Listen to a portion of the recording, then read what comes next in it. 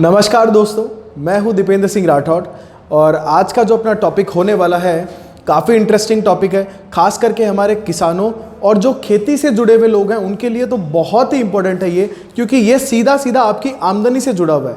आपको याद होगा कुछ टाइम पहले, मतलब लगभग 1 या 2 महीने पहले मैंने एक वीडियो बनाया था और उसमें बताया था कि जल्दी ही भारत में गोबर से बने हुए पेंट आएंगे जो आपके दीवार पे आप सीधा कर सकते हो, डिस्टेंपर और इमल्शन के रूप में आएंगे। खादी इंडिया उसके ऊपर काम कर रहा है। वो जो हमने पेंट बनाया है वो गोबर धन एक योजना है भारत सरकार की, गोबर धन, कि भाई आप गोबर से धन बनाओ। उस गोबर धन योजना का ही एक पार्ट था। अब इसी योजना में हम एक कदम और रखने जा रहे हैं, बहुत ही अच्छा कदम है। हुआ ये कि पिछले 2-3 सालों से भारत सरकार एक प्रोजेक्ट के ऊपर काम कर रही थी। अब वो सक्सेसफुल होने को आ गया है और सरकार के हमारे पेट्रोलियम मंत्रालय की तरफ से स्टेटमेंट आया है कि हम भारत में 2021 में ही, मतलब मार्च 2021 में, इस साल भारत का पहला सीबीजी प्लांट लगाने वाले हैं। चिंता ना करो, अभी बताऊंगा सीबीजी प्लांट क्या होता है, ये सीबीजी है क्या। ये सीबीजी प्लांट लगेगा पंजाब में। तो भारत में पहला सीबीजी प्लांट लगाने की बात ये कह रहे हैं कि मार्च से हम लोग प्रोडक्शन स्टार्ट कर देंगे। साथ ही साथ वो कह रहे हैं कि इस साल हम लोग 1500 सीबीजी प्लांट लगाने वाले हैं। 1500 सीबीजी प्लांट लगाएंगे, उससे फ़ायदा क्या होगा कि यहाँ जो प्रोडक्शन आएगा उससे 32 लाख गाड़ियाँ सीधी की सीधी चलाई जा सकती है। इतना पेट्रोल हम लोग बचा सकते हैं। सीधा ग्रीन एनर्जी जो है वो यहाँ से जनरेट हो सकती है। तो अगर मैं आपको थोड़ा पेट्रोलियम के खपत के बारे में बताऊं तो हम हर दिन इतना पेट्रोल उड़ा देते हैं। इसके ऊपर मेरा अलग से एक वीडियो है, पेट्रोल के ऊपर कितना टैक्स लगता है प्लस कितना खर्चा हम हर दिन कर रहे हैं। तो लगभग 70 करोड़ लीटर पेट्रोल हम हर दिन पी रहे हैं। उस पेट्रोल के अंदर ये अभी अगर भारत सरकार 1500 सीबीजी प्लांट ही लगाए, मान लो, वैसे हमारी सरकार की तरफ से कहा जा रहा है कि हम 2023 तक इन प्लांट का नंबर बढ़ा के 5000 कर देंगे। बहुत बड़ा इन्वेस्टमेंट, 1000 करोड़ से भी ज़्यादा का सरकार की तरफ से इसमें ऑलरेडी हो चुका है। तो वो कह रहे हैं 2023 तक हम लोग 5000 प्लांट कर देंगे देश में।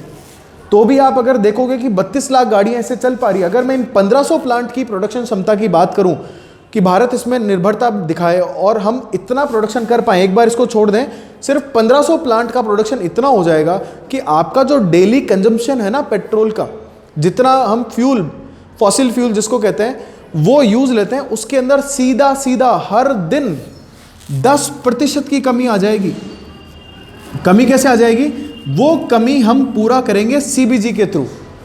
अब ये सीबीजी क्या है इसकी बात कर लेते हैं। तो सीबीजी बहुत आसान सा है, ये कंप्रेस्ड बायोगैस है। कंप्रेस्ड बायोगैस है जो बनेगी किससे? बायोमास से बनेगी। ये भाई बायोमास क्या होते हैं? अब देखो, जैसे आपने घर में कुछ सामान खाया, खाने वाली चीज़ों की बात कर रहा हूँ, जैसे फ्रूट्स खाए, रोटी बच गई और बच गई, आप उनको गलाते हो, उससे एक गैस बनती है, ठीक है, यही करते हैं हम लोग। इसी तरीके के प्लांट लगाए जाएंगे भारत में अलग अलग जगह। ज़्यादा फोकस रहेगा 2 चीज़ों पे। वो 2 चीज़ें कौन सी है? भारत सरकार कह रही है, एक हम सबसे ज़्यादा फोकस करने वाले हैं पराली की समस्या पे। आपको पता है हमारे दिल्ली के जो सीएम है अरविंद केजरीवाल जी काफ़ी चीखते चिल्लाते रहते हैं कि भाई हरियाणा और पंजाब के किसान पराली जलाते हैं, उनके कारण हमारे दिल्ली में पोल्यूशन होता है। ठीक बात भी है, होता है, लेकिन ऐसा नहीं है कि पूरा का पूरा पोल्यूशन हरियाणा और पंजाब के किसानों के कारण ही होता है। बिल्कुल गलत है ये तो। ये बात लॉकडाउन में पता भी चल गई, जब लोगों ने देखा कि दिल्ली का प्रदूषण कम हो रहा है, जबकि पराली तो उस टाइम पे भी जल रही थी, खेती उस टाइम पे भी हो रही थी, प्रदूषण कम हुआ। इसका मतलब ज़्यादा प्रदूषण आपकी गाड़ियों का और इंडस्ट्रीज का है। अब अगर इंडस्ट्रीज में भी ग्रीन एनर्जी यूज होने लग जाएगी तो काफ़ी फायदा होगा। तो सरकार कह रही है कि हम पराली किसानों से खरीदेंगे। मज़ेदार बात यह है, अभी तक किसान क्या कर रहा था? पराली जला रहा था, यही कर रहे थे, कोई पैसा नहीं, उल्टा पोल्यूशन और प्रदूषण भी हो रहा था। अब सरकार कह रही है कि हम आपके नियरेस्ट प्लांट लगाएंगे, आप वहाँ पे अपनी पराली ले जाके दे दो, बेचोगे, कुछ पैसे मिलेंगे उनके, ऐसा नहीं है बहुत अच्छे दामों पे जाएगी, मतलब ठीक ठाक एक अमाउंट आपको मिल जाएगा। तो पराली वहाँ बिकेगी, पराली से कंप्रेस्ड बायोगैस बनेगी। उसके अलावा दूसरा जो उनका फोकस रहेगा वो है गोबर धन वाले पे, मतलब हमारी गाय के ऊपर। गाय के ऊपर क्या रहेगा? गाय के गोबर से भी बायोगैस बनाई जाएगी और सीधा सीधा फोकस रहेगा गाड़ियां चलाने पे। मतलब ये आपको कुछ कुछ सीएनजी के जैसे दिखने को मिलेगी, सीएनजी जैसी होने वाली है, लेकिन सीएनजी से भी सस्ती होगी, तो फायदे काफ़ी होंगे। देखो, एक तो गाय की हालत सुधरेगी, साथ ही साथ किसान को कुछ एक्स्ट्रा आमदनी होगी। हमारे जितने भी जानवर है, चाहे वो गाय हो भैंस हो, उनकी हालत सुधरेगी, प्लस किसान की आमदनी सुधरेगी, प्रदूषण कम होगा क्योंकि ये ग्रीन एनर्जी है, प्रदूषण कम होने वाला है, साथ ही साथ आपका सफ़र भी सस्ता हो जाएगा। सफ़र कैसे सस्ता होगा? आज आप देख रहे हो पेट्रोल की कीमत 94 है राजस्थान में, 95 ले लो आप, 94 क्या 94.80 कुछ है, 95 रुपये लीटर मिल रहा है। ये आपको 40-50 रुपये लीटर मिल जाएगा, तो काफ़ी फ़ायदेमंद होगा ना आपके लिए।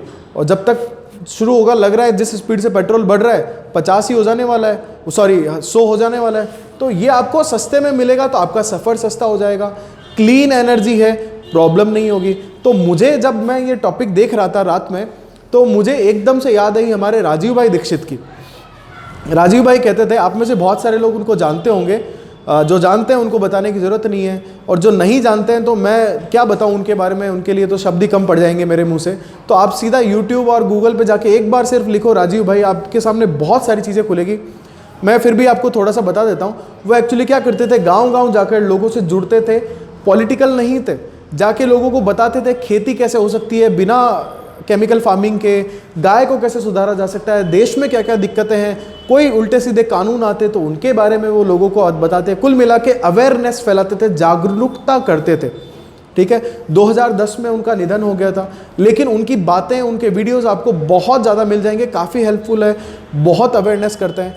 तो राजीव भाई कहते थे कि गाय के गोबर में अपार क्षमताएं हैं, गाय के गोबर से आप लाखों गाड़ियां चला सकते हो। तो जब मैंने ये पढ़ा था कि 32 लाख गाड़ियां चलेगी, तो मेरे दिमाग में एकदम से उनका वो एक स्पीच आ गया था। मैंने सुना था कि उन्होंने एक बार ऐसा ही कुछ केस किया था कोर्ट के अंदर, जिसमें एक तरफ कत्ल खाने वाले लोग थे, एक तरफ ये राजीव भाई के समर्थक थे, राजीव भाई थे, ये कह रहे थे कि भाई हम नहीं चाहते गाय कत्ल खानों में जाए, आप काउ स्लॉटरिंग को बैन कर दो।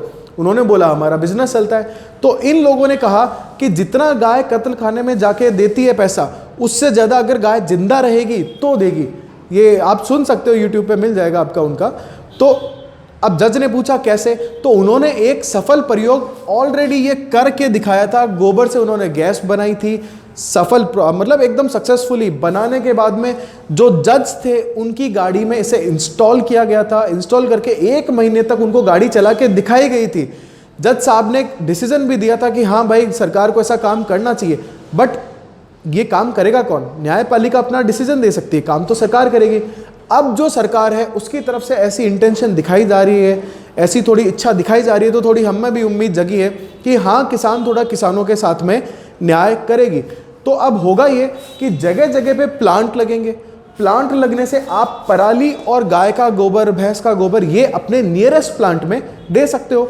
उससे बायोगैस बनेगी, प्लस ऐसा नहीं है गोबर वेस्ट हो जाएगा, गोबर तो अभी भी बचेगा। वही गोबर जो सड़ गल जाएगा, वही गोबर आप अपने खेतों में दे सकते हो। तो कितनी अच्छी चीज़ है। 2 फायदे, भाई हम खेतों में पहले दे रहे थे, डायरेक्ट गोबर देते थे, अब उसको सड़ा गला के देंगे, और भी अच्छा। प्लस बायोगैस बनाएंगे तो उससे गाड़ियां बनेगी, प्रदूषण कम होगा, और भी अच्छा। पेट्रोल की प्राइस का जो भी रहे, हमें ये इजीली अवेलेबल हो जाएगा, क्योंकि हम इसमें आत्मनिर्भर हैं। सबसे बड़ी बात ये है, हमारे मोदी जी यही तो कहते हैं हम आत्मनिर्भर भारत बनाना चाहते हैं। तो कच्चे तेल में हम आत्मनिर्भर नहीं हैं। कच्चा तेल हमें बाहर से मंगवाना पड़ता है। जितनी हमारी खपत है उसका 20% ही हमारे यहाँ बन पाता है।